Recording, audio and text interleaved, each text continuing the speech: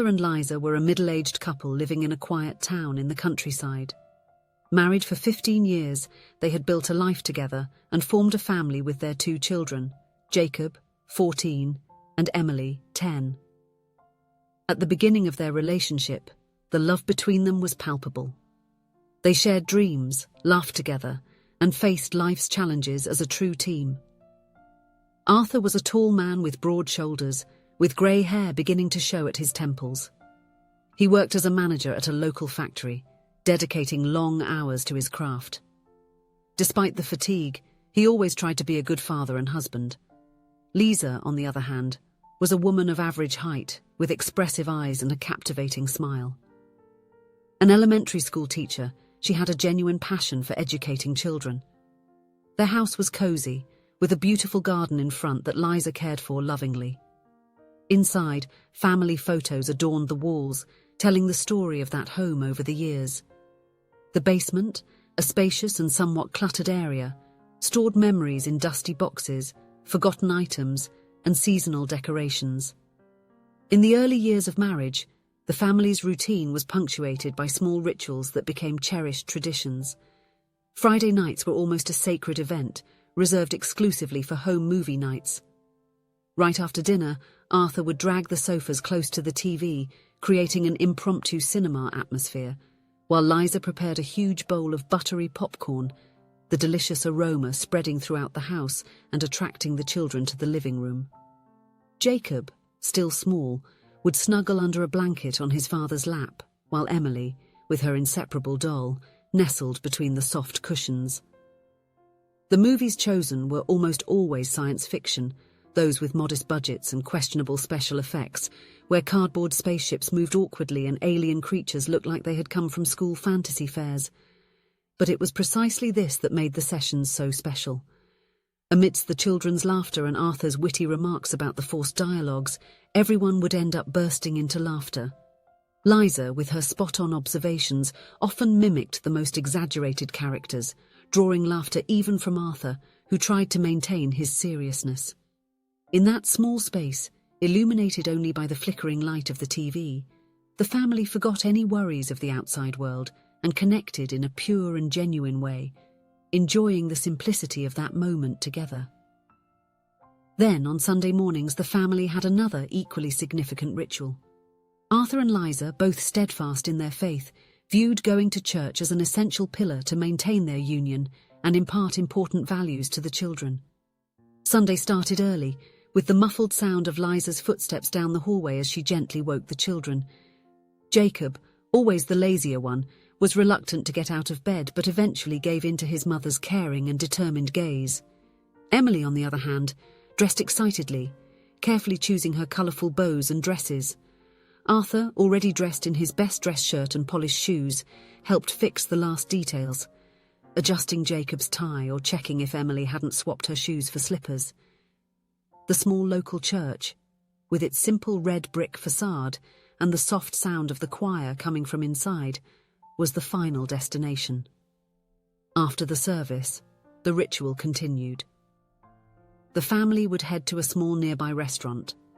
They sat together, with Arthur always pulling out a chair for Liza before taking his seat. While waiting for the food, they talked about the week's events. Jacob spoke about school, his victories in football, and his friends. Emily shared little stories about her classroom playtimes. Arthur and Liza exchanged affectionate glances and commented on the small achievements of family life, like a new bud in the garden or a cake recipe that turned out well. These moments, though simple, were the foundation of the family. However, as the years went by, the routine and responsibilities began to weigh on the couple. Arthur started working longer hours, often coming home late at night, too exhausted for any meaningful interaction. Liza, on her part, felt overwhelmed with household chores and the demands of her job as a teacher. Jacob, the eldest son, entered adolescence and began to show significant changes in his behaviour. The boy, who was once a diligent and participative student, started frequently skipping classes, submitting incomplete assignments or not doing them at all. His grades plummeted, and concerned teachers began calling the parents for increasingly frequent meetings. They reported that Jacob was inattentive, responded harshly to his peers, and on some occasions got involved in heated discussions in the classroom. The behaviour of the son became a major point of conflict between Arthur and Liza. Arthur, exhausted from his long working hours, saw Jacob's problems as a result of Liza's permissiveness. He believed she had spoiled him too much, leaving the son without clear boundaries and allowing him to escape the consequences of his actions. "You always coddle him," accused Arthur, in a tone of frustration, during heated discussions at night. Liza, on the other hand, saw the situation differently. She argued that Jacob needed more attention and affection, something that Arthur, in her opinion, had failed to show over the years.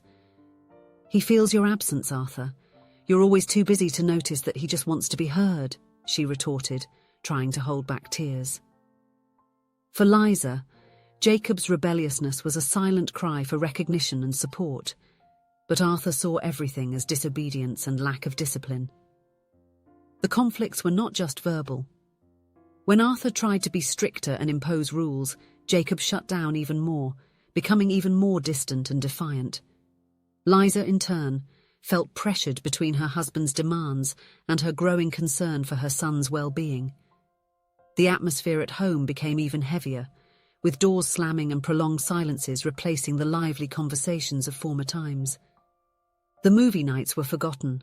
One week Arthur had to work late, the next Liza had a headache. The trips to church became less frequent, with Jacob refusing to go and the parents too tired to insist. The late-night conversations before sleeping, which used to be an intimate and precious moment for the couple, became rare. The atmosphere at home became tense. The arguments between Arthur and Liza became more frequent, usually about trivial matters that masked deeper issues. The children sensed the tension, and it affected the family environment as a whole.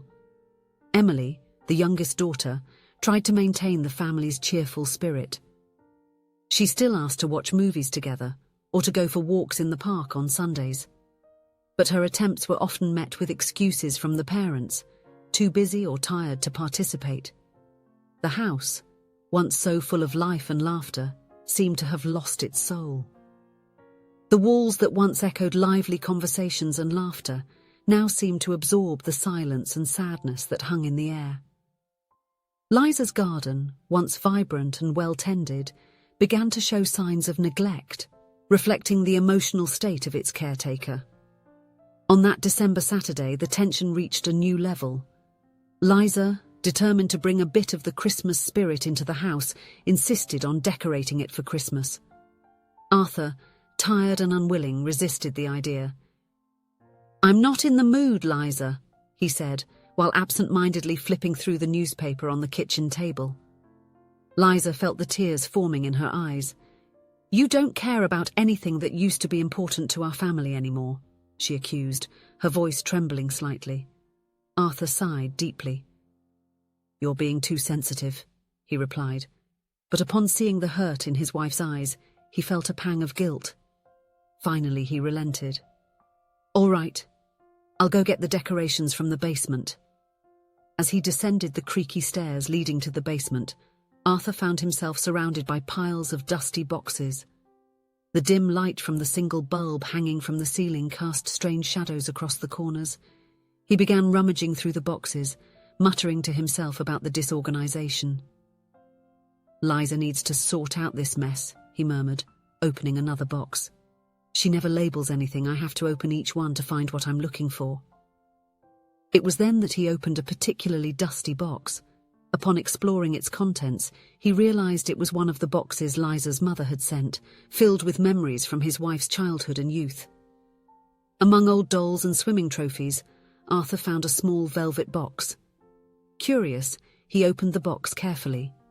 Inside, he found a collection of mementos, tickets, photos, and letters. They were keepsakes from an old boyfriend of Liza's. Arthur knew they were things of the past, stored and forgotten for years, but his curiosity got the better of him. He began to examine the photos. In one of them, Liza and her ex-boyfriend were in a seafood restaurant, wearing ridiculous lobster-shaped hats.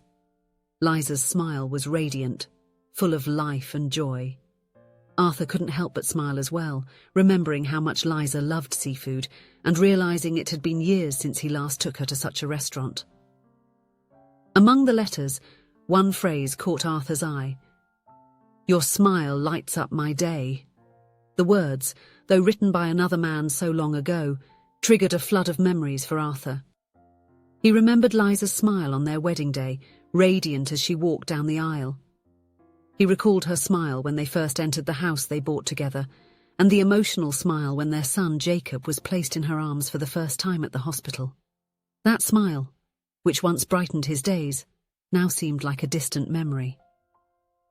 Arthur couldn't remember the last time he saw Liza smile like that. At the bottom of the box he found an envelope containing a train ticket to a distant destination, dated 20 years ago, long before Arthur met Liza. Alongside it was a note. "Liza, your love makes me better every day, and your dreamy gaze gave me the motivation I needed to pursue my dreams. Board the train with me. I'll be waiting for you at the train station."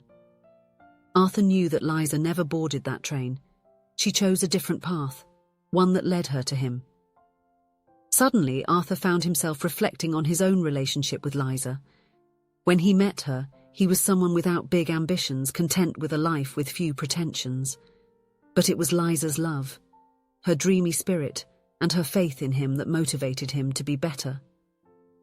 He remembered how he wanted to build a future with her, how he strived to be a better person, not just for himself, but for her. Liza was always a dreamer and sensitive, traits that Arthur deeply loved in her. He recalled how he loved smelling her perfume in the morning, how his heart warmed with that smile, how he got lost in that look full of love and possibilities. Arthur realized that, at some point over the years, he had forgotten to appreciate these little things. The routine, worries, and responsibilities had overshadowed what really mattered. He realized that, just like Liza's former boyfriend, he had also made a similar proposal to her years ago. He proposed that they embark together on a new life in a new city, and she accepted.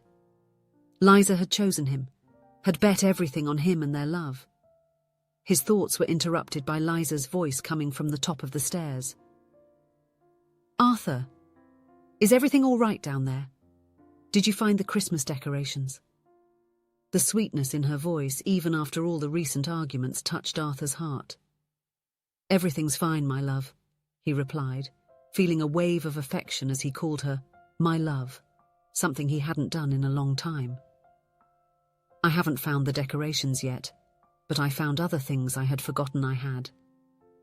Finally locating the box with the Christmas decorations, Arthur climbed the stairs with renewed determination. Upon reaching the living room, where Liza awaited him with a mixed expression of curiosity and concern, he said, "Hi, my love. How about we leave the kids with a babysitter tonight and have dinner at that seafood restaurant you loved?" Liza's face lit up with that smile that Arthur loved so much, the one he had just rediscovered in old photos.